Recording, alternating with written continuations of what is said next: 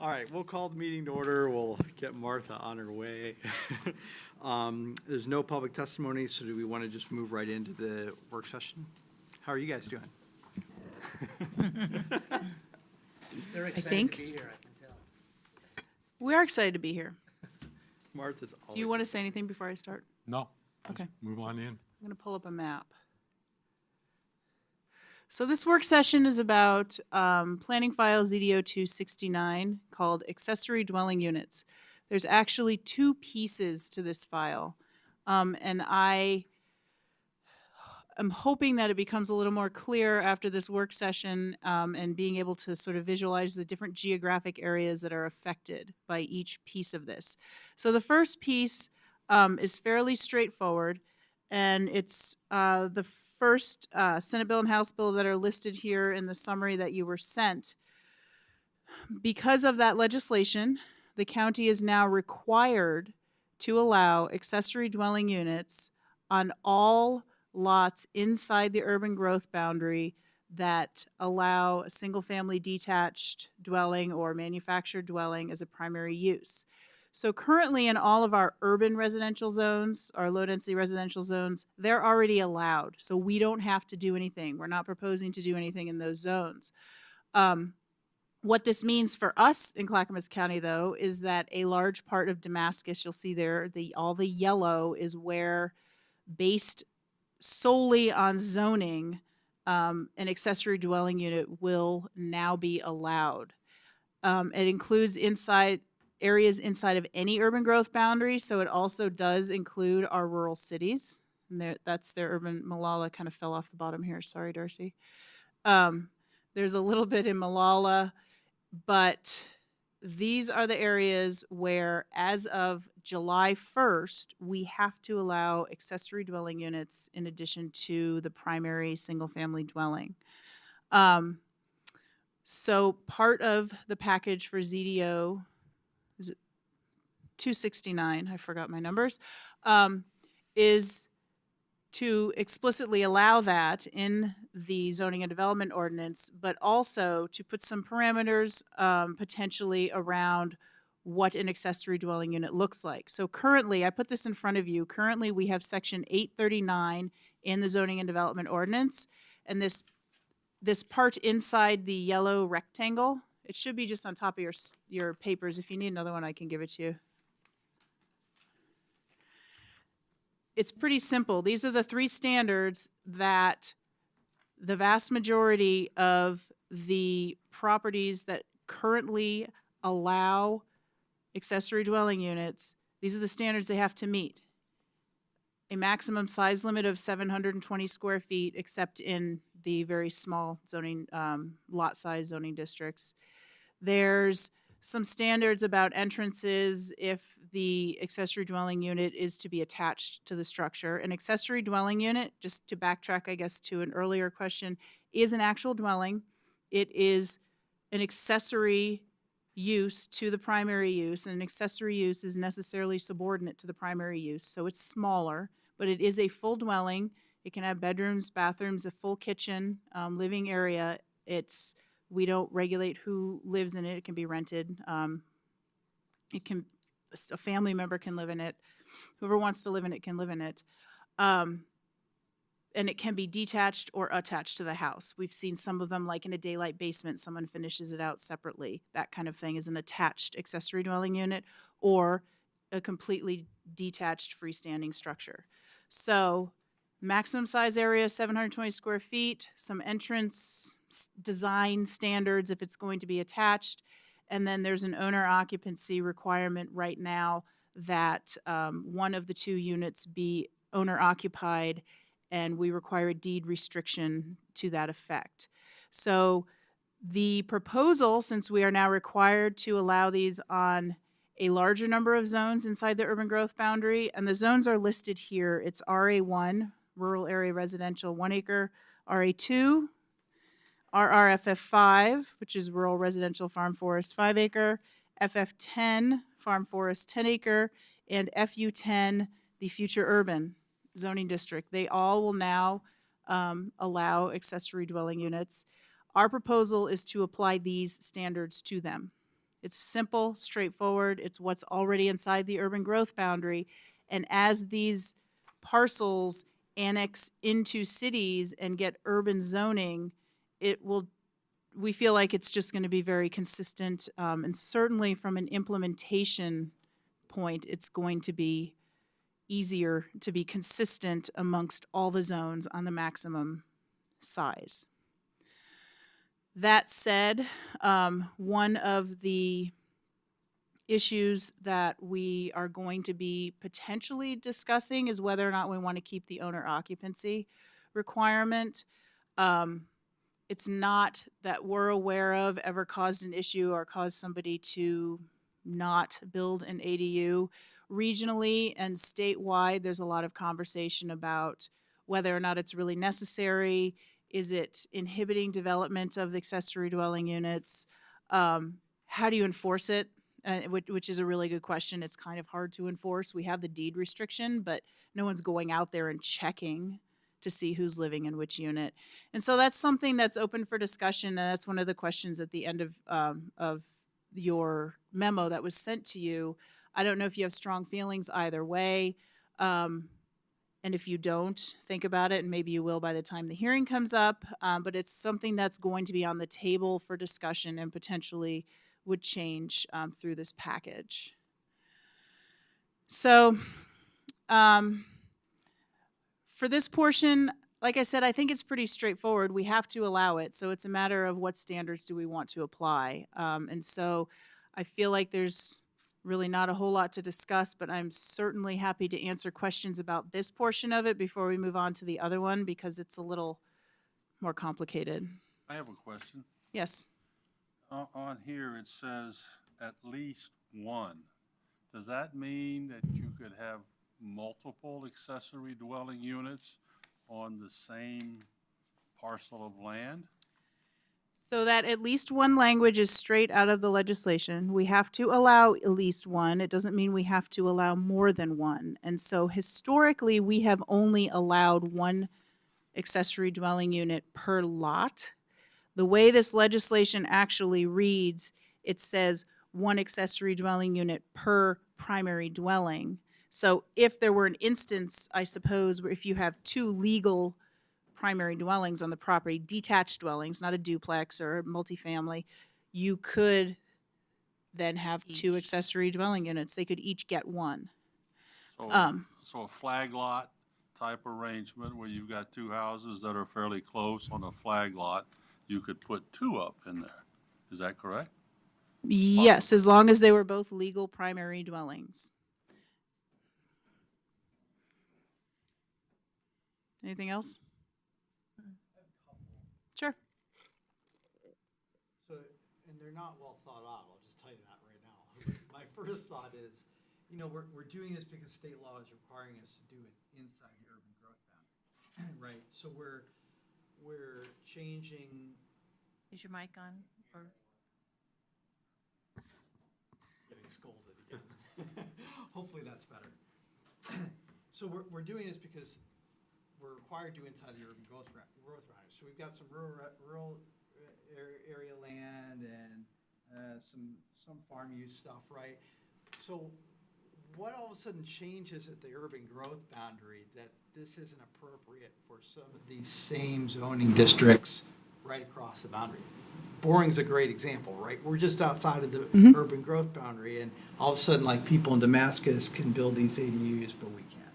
So I think that's worth thinking about. I don't know the answer to that, of how far we want to go, but if we're going to do it, it just seems that we should be equitable across the board, and I don't know that the urban growth boundary has always been this kind of fictitious line created by Metro to me, and in the real world, there's not a real boundary there, right? So that's one thought. And then the other is just that with the owner occupancy, I'm thinking in my head of how this fits together with some of this Airbnb stuff, and whether not having an owner creates an incentive for more rental property, that type of thing. And I don't know if that's the case or not, but it's just something that popped in my head. So those were the two random things that. Well, no, those aren't random.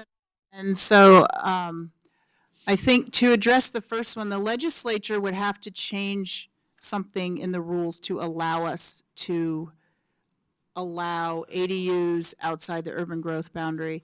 And, So it's nothing that we could do inside our own. no, with the exception of responding to the next House bill, but it's very, very limited, and we can talk about that in a minute. We cannot, the way the current state law is written, and I keep looking at him so you'll correct me if I'm wrong, we cannot just go out there and say, yeah, we're going to allow it, even if we wanted to. There's very specific areas in which you are allowed to do this. And so state law changed, and not only does it allow it inside urban growth boundaries, but it requires it.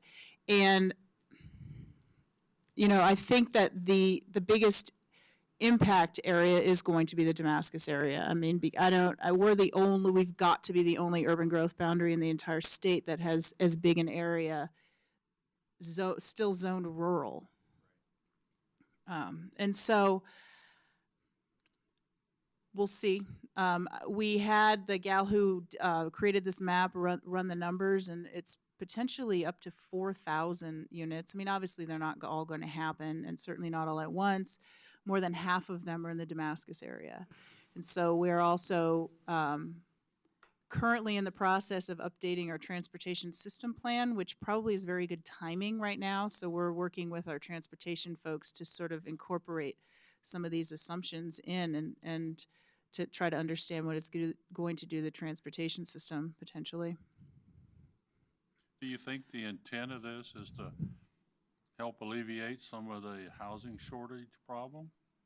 I think the stated intent was to help alleviate housing shortage and help create more affordable housing. Whether or not it's doing that is a different conversation.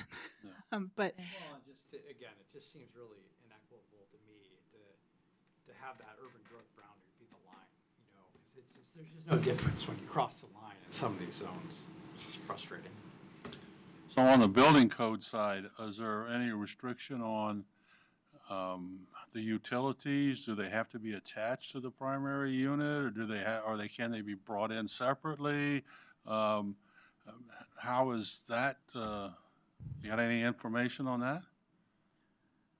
I think it depends on the utility, because we allow them now in the urban area and we require they have a separate address. And I know a lot of them have separate electric meters, certainly. I don't know about sewer service.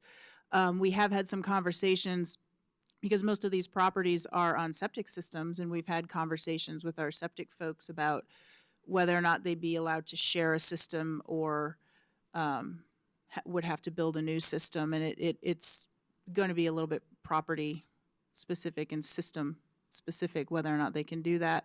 So it sounds like there's an option to go either way, and I think there would be for the other utilities as well. That's correct. So You don't anticipate any impact on the current facilities that are out there, like storm drainage, that type of, consideration? well, there wouldn't necessarily be an impact. And for the most part, we allow these in the urban area. Of course, in Damascus, there will be an impact, and we're going to, be looking at that. But we're increasing density inside the urban growth boundary. So yeah, it's going to depend largely on how many and how fast they're built. If it's very sporadic, it's probably not going to be a noticeable impact. And for what reason, right? So, historically, an ADU was for a mother-in-law apartment or for, your kids living there, your parents, whatnot. And if we move down this road, especially without an owner occupancy requirement, then you open the door potentially for someone with a single family decide to make some extra income by creating an apartment on the backside of the house, right? Is that what we want in these zones? It'd be interesting to understand more the policy behind the state law, whether it really was designed to create this low-income housing, or is it really designed to do what a traditional ADU was supposed to do? Do you have any thoughts on that? I think it was, so a couple things on the legislative history. the bill requiring counties to allow accessory dwelling units inside urban growth boundaries was adopted in 2017. And the language in the bill was confusing because it wasn't clear whether it was intended to be just inside urban growth boundaries or outside urban growth boundaries in rural residential districts. So what happened is in 2018, this year, the legislature went back and clarified that bill from 2017 and say, hey, what we really meant is just to allow these ADUs inside urban growth boundaries when you had cities and counties of certain population sizes, which it applied to our cities. And as Martha mentioned, inside the Metro UGB right now, with the exception of Damascus, because these rules were adopted before and Damascus got put in, inside the Metro UGB right now, Oak Grove, Jennings Lodge, Happy Valley, Sunnyside Road area, all those urban areas right now, ADUs have been allowed for 15 years or more. And they were put in then because the Metro Functional Plan required counties to allow them inside the Metro UGB. So that was a mandate 15 or probably almost 20 years ago. During that time, the county had the ability to sort of put reasonable regulations, and the county adopted this owner occupancy standard. And my recollection of that was not so much available housing and rents and housing affordability. It was, I think, a little concern of a property owner's going to rent both of them out. There won't be as much control who lives there, whether they're good neighbors that are living there or not good neighbors living there, compared to if you had an owner living in one of them, then the owner's there and will sort of have maybe a little more control over what happens on our property and who lives there, and hope these sort of good neighbor relations occur.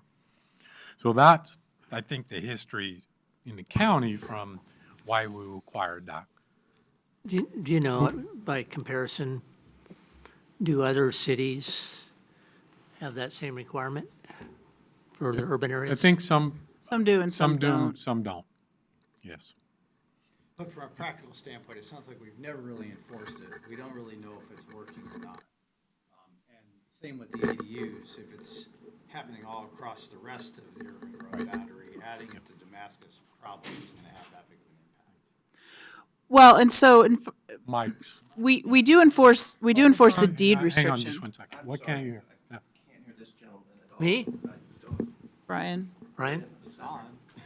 Well, something may have happened, but I'll replace this mic or get it closer, because I'm. Can you just move that one over? Move one of the. Yeah, just move one of those over. You should be. I think we could just use this one. Hopefully you can hear me now. And get close to it. Yeah. Can you hear me now? I always try to speak in. I can actually hear myself now, which I can do before, Okay. so that's good. Thank you. Sorry about that. You got to repeat everything you said. So, yeah, from the beginning. So just to clarify, I mean, we do require the deed restriction. Yes. And so that means something to people. And certainly if the property changes hands, it's there when you run a title report. Right. It's just that we do not go out and monitor whether or not they're complying with their deed restriction. And so it has very small teeth, I guess, is what I would say. And Do you see Just- a real downside of taking it out? Taking out what? the Owner owner occupancy permit? I mean, if it's Well, not I being think you used- identify maybe some of the concerns. Right. I think that, people going into this, if they're signing the paper, there's an intent to begin with, that they will live there in one of the two houses. And so maybe it does help sort of control neighborhood impacts or, I mean, I think it all comes the- down to this question of how we end up on this Airbnb policy and approach that the county wants to take as well, yes. right? And so that's a concern. And I think, Portland, and looking at their Airbnb rules, have done some work on this whole allowing or not allowing accessory dwelling units to be Airbnb units. And I don't know how we're going to land on that. We are going to be working on that project after this one. But it is certainly a concern in the county's eyes. It's a dwelling. It is not a short-term rental. That's not a legal use of a dwelling unit. It needs to be lived in. I mean, we'll have the same policies around the accessory dwelling unit, but again, it comes down to how we can and will enforce it, and then certainly how the rules change. Is there any minimum size? We have a maximum of 720 square feet. Put a tiny Is there house any on it. minimum size? There's no minimum size in the zoning code. I believe you run into building code issues with minimum sizes because they have minimum room sizes for bedrooms and things like that. And so if you're getting to the tiny home question, Yeah. as long as it can meet whatever the building codes are, it would be allowed as an accessory dwelling unit. I don't know that there's a strict minimum dwelling size. I don't know if it's that simple because they allow now a ladder, they have standards for a ladder and a loft bedroom if you want to do that in your tiny ADU. There's some very minimum standards for occupancy, number of occupants, square footage per dwelling unit that would apply in the building code. I'm not familiar with the specifics, but Yeah. I just wouldn't want to see a dwelling put up that would have, 4 bunk beds running up and, renting it out for $50 a month or something per bed. I mean, I wouldn't want to see that in my neighborhood. Well, it does have to meet building codes, and I'm fairly certain that scenario wouldn't. But I know they're doing work on codes around these so-called tiny homes. I think it's good to have the one owner occupancy there because then you have some, I think, somewhat control over that to where, like you were saying, how that they have ownership of the property, where 2 renters may not be as concerned with the buildings and the land as, an owner would. So, but I was also wondering about if we're trying to create affordable housing, because we're not putting any limitation on you can only charge $1,000 a month or $800 a month. People could, if you see in Portland, it's probably $1,500 to $1,800 a month for a 1-bedroom apartment. It's insane. So that it's kind of ironic that if that was part of what the legislature thought, there's no limitation on that.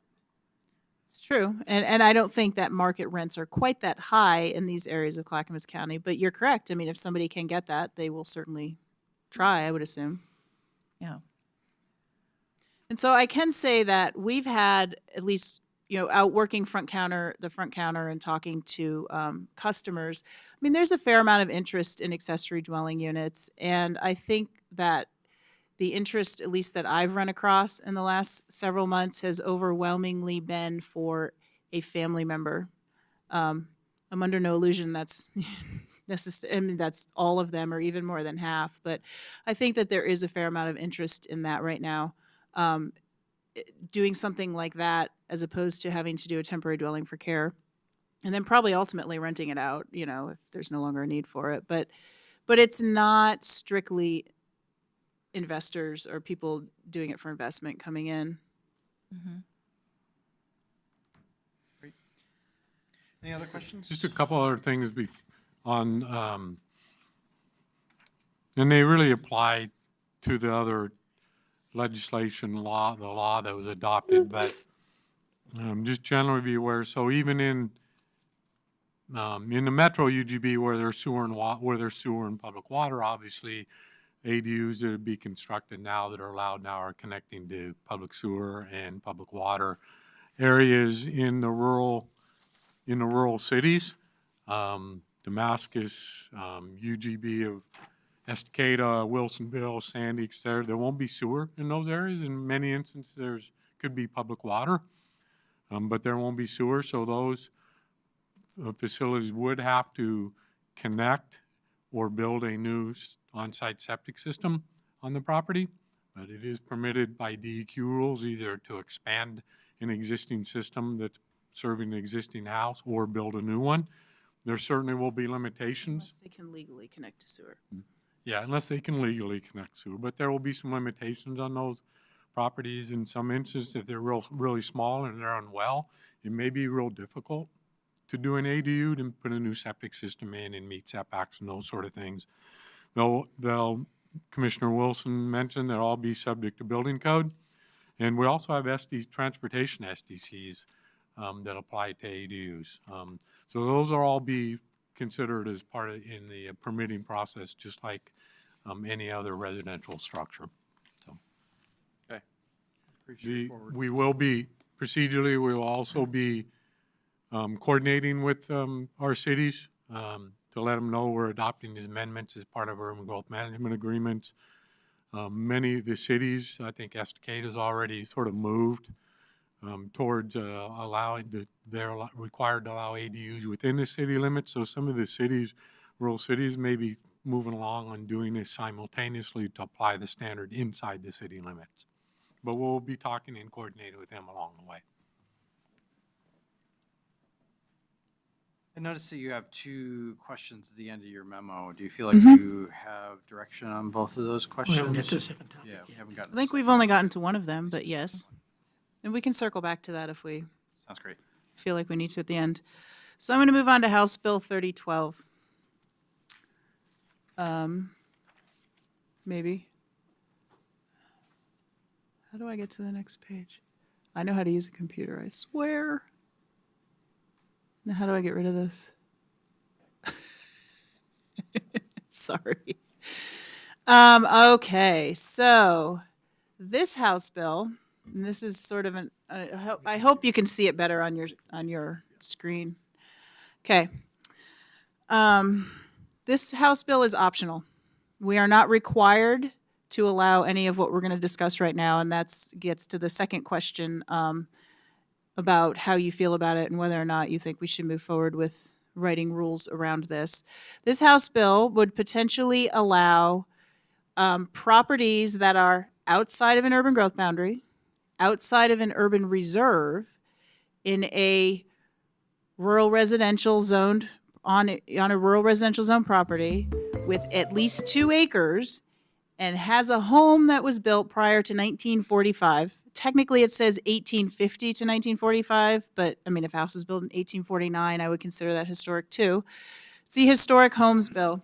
If you have all of those situations on your property, you would be allowed to build a new primary dwelling and convert the historic home into an accessory dwelling, which really is just a legal second dwelling. But you would be allowed to do that, understanding that if that home was ever destroyed by fire or knocked down, you could not replace it.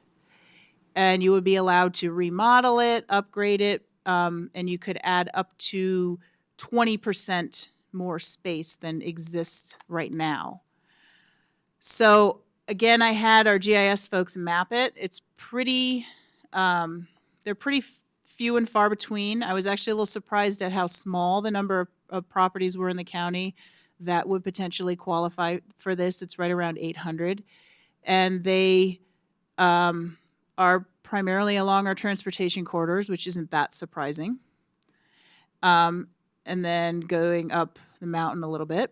And so these properties, technically this would apply to the RA1, RA2, RR, which is resort recreational, HR, which is Hoodland residential, MRR, which is mountain resort recreational, the RRFF5, FF10, and FF10 zoning districts, as long as they were outside the urban growth boundary, as long as they met all of those parameters.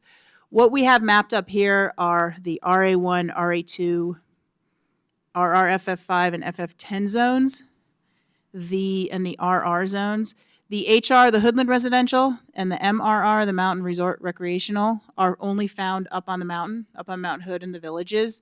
Those are sort of different than the rest of our rural residential zones.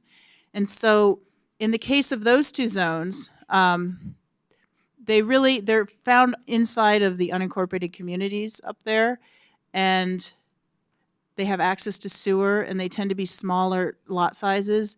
And right now, the Hoodland residential zone already allows ADUs. It acts kind of like our urban residential zones. So it's already allowed, regardless of whether or not you have an historic home.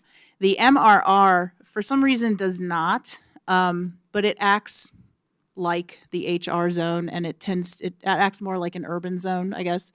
And so what we are proposing in here is to not apply all those parameters, the historic homes and all of that, but just to allow ADUs in the MRR similar to the HR, because they are similar zones, they're found in similar areas, and they have access to more urban type services.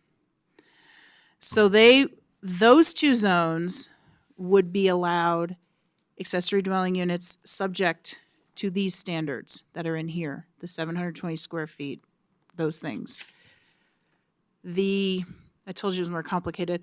The rest of the zones outside the urban growth boundary, rural residential zones, 2 acres, yada, yada, would only be allowed an accessory dwelling unit if they had the historic home that could then be replaced and then converted into an accessory dwelling unit. How big are these homes? Which homes? These historic homes, Don't right? know. So you're basically putting a second house on the Yes. property. And the reality is somebody's building a new house, Yes. not necessarily building a new ADU for a family member or whatnot. So the natural precursor is they've got a home that they're going to rent out to that people in that community, right? Yes. I find it a little bit hard personally to call it an accessory dwelling unit. Don't hit me. Because there's no size limit. You're not required to reduce the home down to this 720 square feet. The only size limitation is that you can't increase it by more than 20%. So yes, you're essentially going to have 2 legal dwellings on your property. You could have a 5,000 square foot historic home and build a 5,000 square foot new dwelling and convert the 5,000 square foot home to the ADU. The new dwelling might be smaller than the ADU. That's the kind of unique part about the law. There is no real size limitation on these other than when you convert that existing dwelling to an ADU, you can only make it 20% bigger. But now you're talking about 2 acres, though. It has to have 2 Yes. acres. Yeah, so that kind of helps, it- because otherwise that Yeah. could be crazy. But even adding on 20% onto the historic home, i.e. if it was 5,000, that's pretty incredible. And there will still be some limitations on, a lot of these areas, the stuff in the RA1 and RA2 commonly have public water, but they will be on septic systems also. And a lot of the RFF5 and FF10, there's no public water, they're on wells.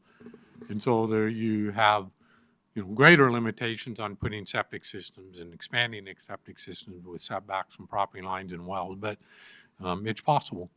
But that's where it's really unique. It's What's odd the- to say that dwelling is an accessory dwelling unit to your new primary because it could be bigger. Has there been a public interest in having this wording, this change made? Or is this something the planning department's looking in the future to take care of before it becomes an issue? Well, we're looking at it in response to the legislation. And I guess there's an assumption, if it made it through the legislature, that somewhere out there's some public interest. We will find out as we go through the public process after we send notice and, have public hearings. We approach the Board of County Commissioners and they authorize us to move forward with it. I'm not sure that they have a strong feeling yet of support or not, but they certainly felt it was worthy of looking into. So in other words, you don't know who pushed this bill? I Who's behind I it? don't. I don't know if you know the history behind this one. This is kind of odd. You pass a bill, but it's not mandatory. I mean, there must be some special interest out there that, I ran don't right of this know through. very much about the legislative history. I followed the bill, and All I can speculate is that both the ADU bill that requires those ADUs inside urban growth boundaries and this are along the lines of, there's just a lot of discussions going on around the state and the legislature about housing availability, housing affordability, homelessness, all those kind of things. And so I can only gather that we're sort of put in that framework. It's hard to explain that from a policy level that you could do it if you had a house built before 1945, but not a house built in 1946, right? So I don't know why those dates were picked. I have no idea. What was the intent of having historic homes? Was it to provide some history of the area? Why were they designated historic homes? And is this going to in any way detract from that intent? They're not designated historic homes, are they? They're just, No. they're homes within an era. Yes. Or 1945. Period of time. But I This is historic homes. think they're, They're calling it historic, why but they're it's- in- Classifying. They're not it, but historic it's not a from our- term Calling of them art. historic homes, but they don't have to be on any, registered or anything. on any list or register. Any house that's 50 years or older is technically a historic home. But that doesn't mean that it's on a registry. It just means that it has that denotion. But I find it odd when you're looking my at home who will the be historic. representatives were, because Linger, Meek, they're definitely Metro. I'm not sure where Smith is from, or Nearman and Stark. So you start to look at who sponsored the bill. You start wondering what was it? Now, I also am wondering, could this possibly have been like farmland, to where now it is sized down to 2 acres, and there was an old farmhouse, and, and that's why it came about. But I do find it odd.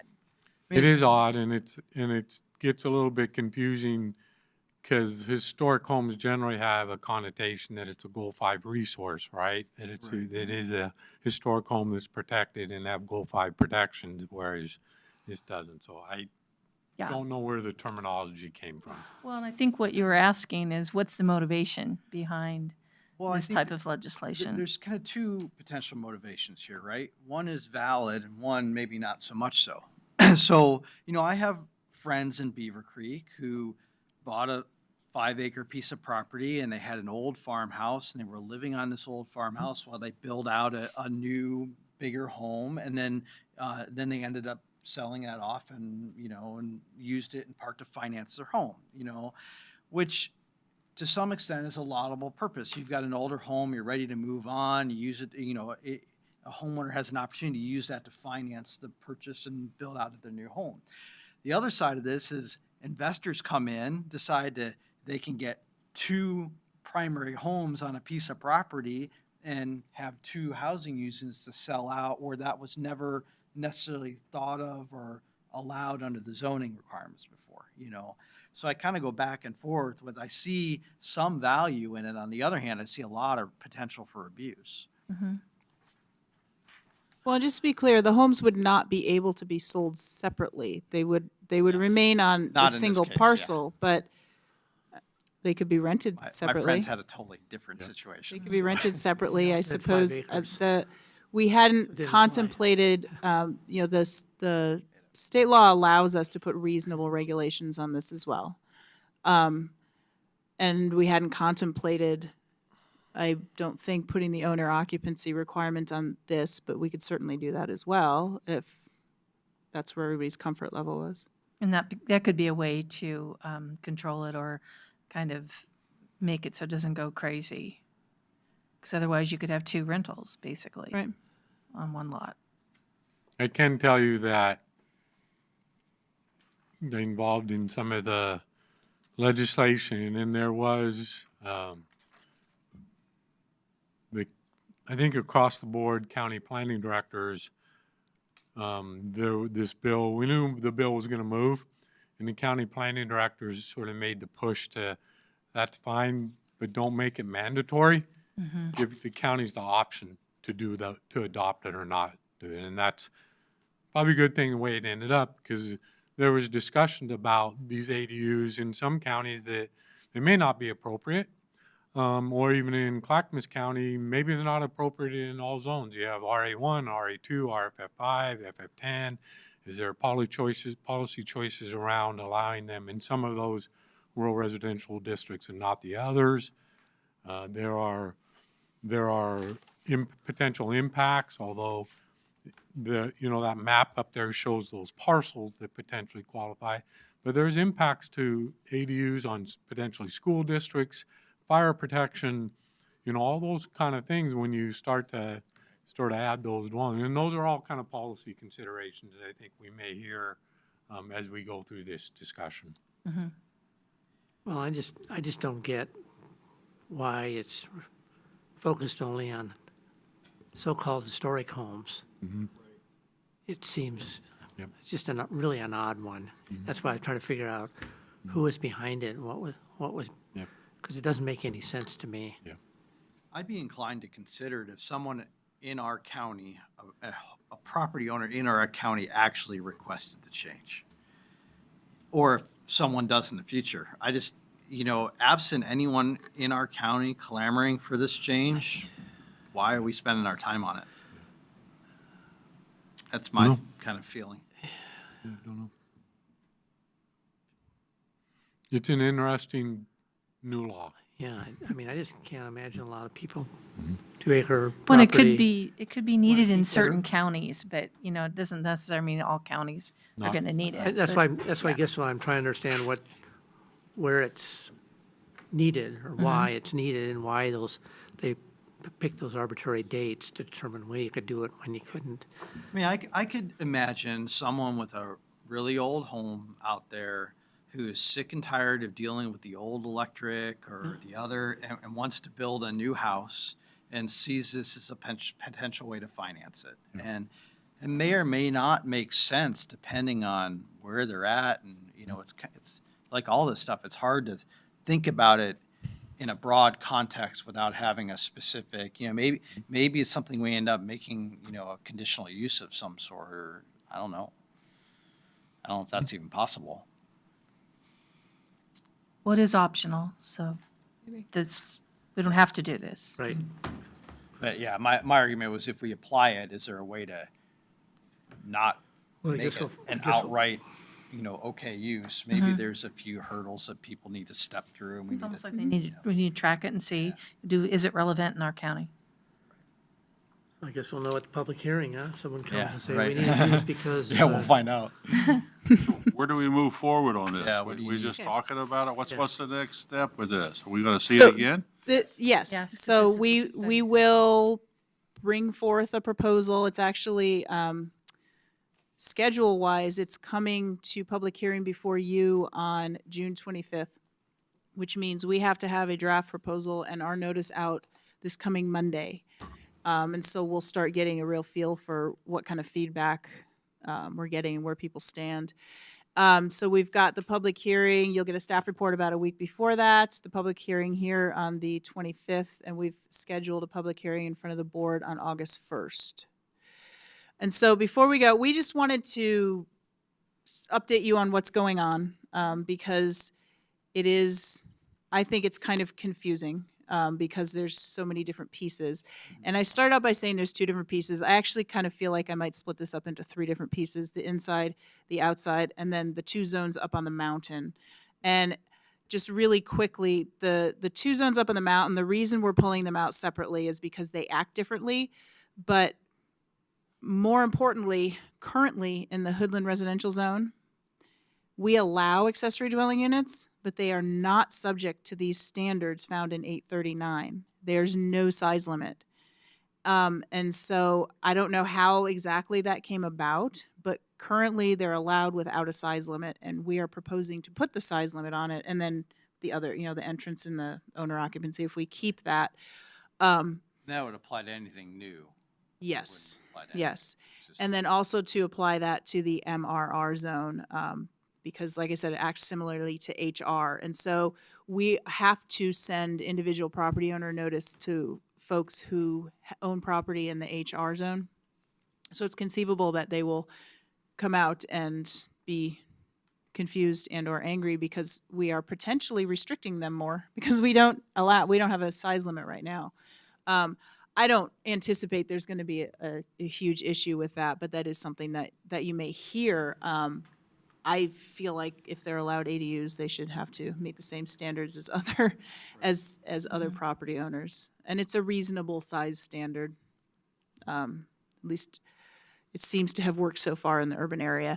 So that's sort of a weird nuance up on the mountain. Those two things are going on that are just a little bit different than what's going on elsewhere.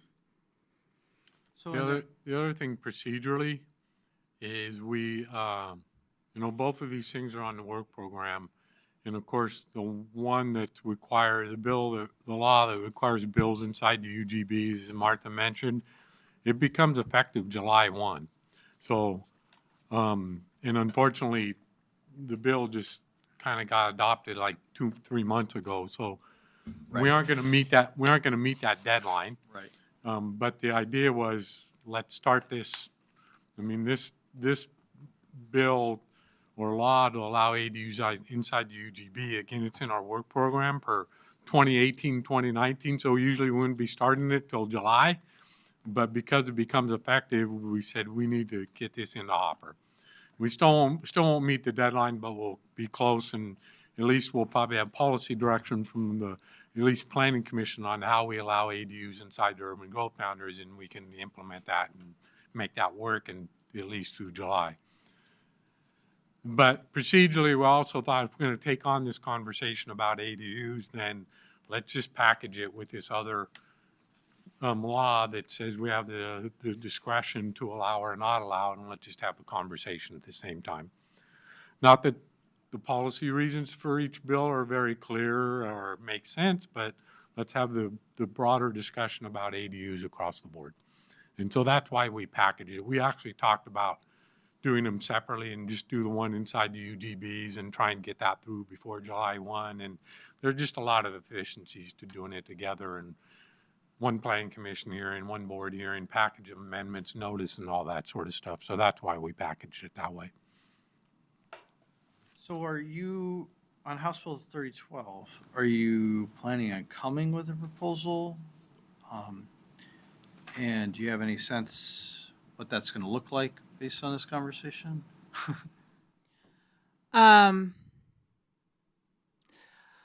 Right now, what the drafts look like are pretty much mirror what state law allows. We'll have to have some conversations about any other reasonable regulations, and I guess one of them would be a process question. Is it a primary use, or do we think it's a reasonable regulation to make it require some sort of land use application?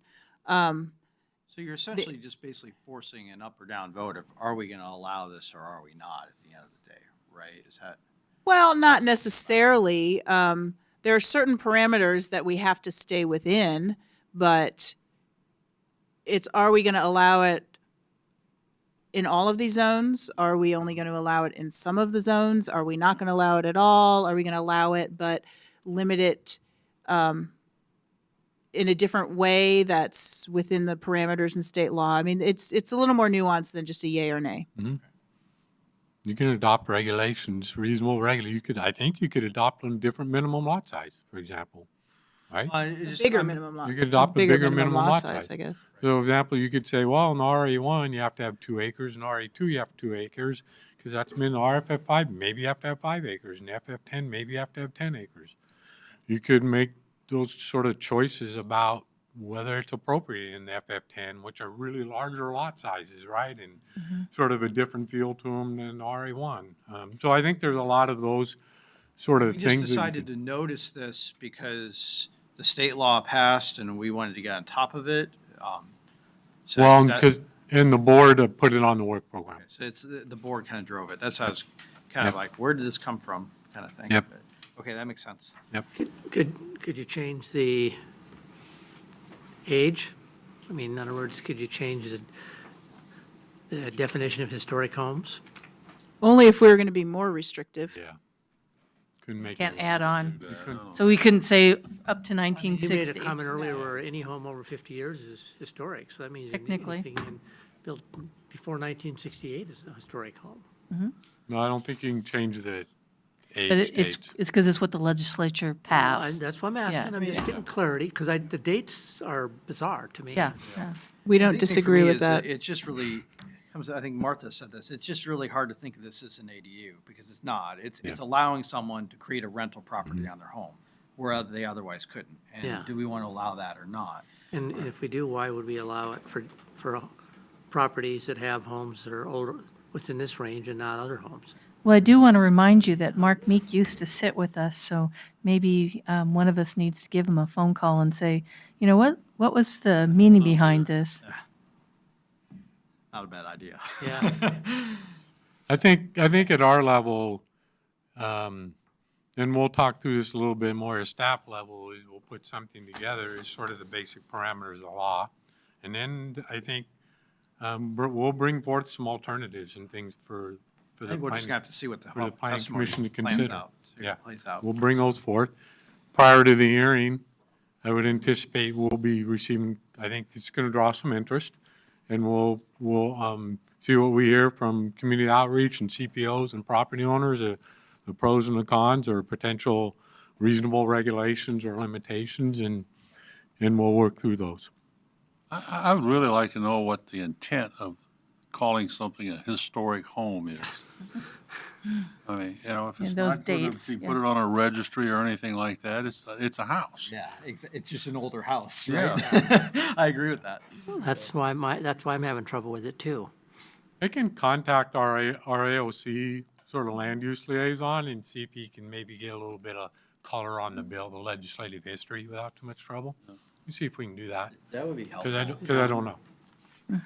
I think that would actually be really helpful. You know, maybe there's some obscure thing I'm not thinking of that makes perfect sense for those dates, but I'd like to know what it is. Well, law should be passed based on a larger group, not one of your constituents has an issue, and so you move forward on a law. It just strikes me as. Which I think it'll be telling if there's somebody in the audience that actually speaks to this. So. We ready to move on to other business? Only the ZDO 266 which was a package of ZDO amendments that Jennifer Hughes brought to you several months ago. The board adopted those amendments with they opted out of one very small exception about regulating setbacks for HVAC units. But other than that, the package as a whole was adopted. That becomes effective on May 21, I think, right, Darcy? May 21, that 23rd. 23rd, thank you. Then PC recruitment, which is a little bit of other business. So there was a recommendation by staff and Chair Drunlaw and Vice Chair Pasco and one other planner. We interviewed planning commission candidates. We got 24 candidates, which is a really, really good interest, the best we've had in a long time.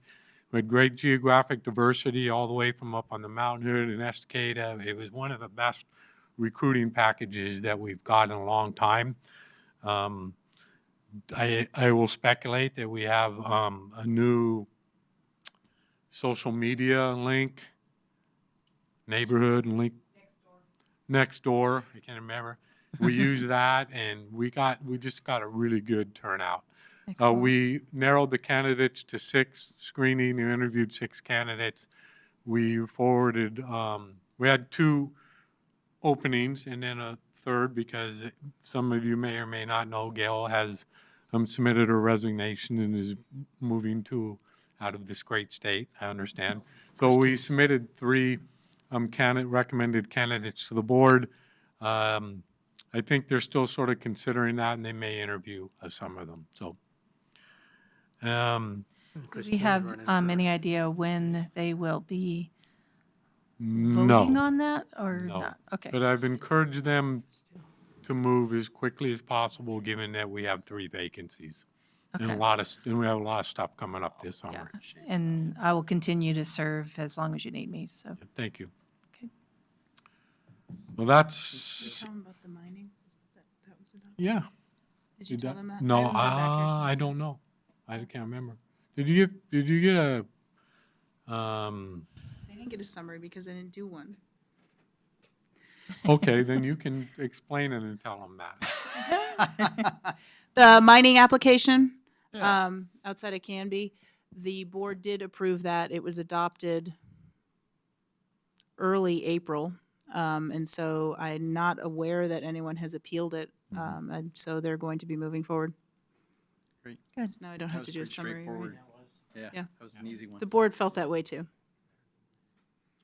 So looking at our, moving ahead on the schedule, the next regularly scheduled meeting is on Memorial Day, so we will not be having a meeting. And then the next hearing is June 11th, where the transportation staff, planning staff will be coming back with a update on the Monroe Neighborhood Street Design Plan that you may have seen like That's a over. hearing, is it? Yeah. That's a public hearing? No, it's only an update. Yep. Yes. Okay. And then we have planning commission election scheduled for that day. We should have most of the other folks back. So if you are interested in or have interest in nominating the chair and the vice chair, please keep that in mind or be thinking about that, and we'll have those elections on June 11th. And then June 25th, we'll be back here with a public hearing on the ADUs. Martha and Jennifer and Glenn Hamburg is our other planner who's working with Martha on the ADUs. I know it's a little early. Do you anticipate a lot of public interest in this ADU? I think we're going to get some. I don't know how much, but I think we're going to get some.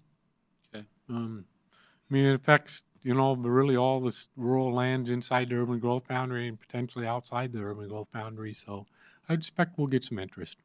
So your communication out there is going to be to the hamlets and to the CPOs and, okay. Yep. We'll do social media. We're going to be notifying some individual property owners because of the, up in the HR district. We'll use some of our other social media and outreach to get the word out. That's all I have. Excellent. So we're not going to approve minutes because we don't have a quorum, correct? So Right. I think we are ready to adjourn. Yep. Thank you, guys. Nice job, Howard.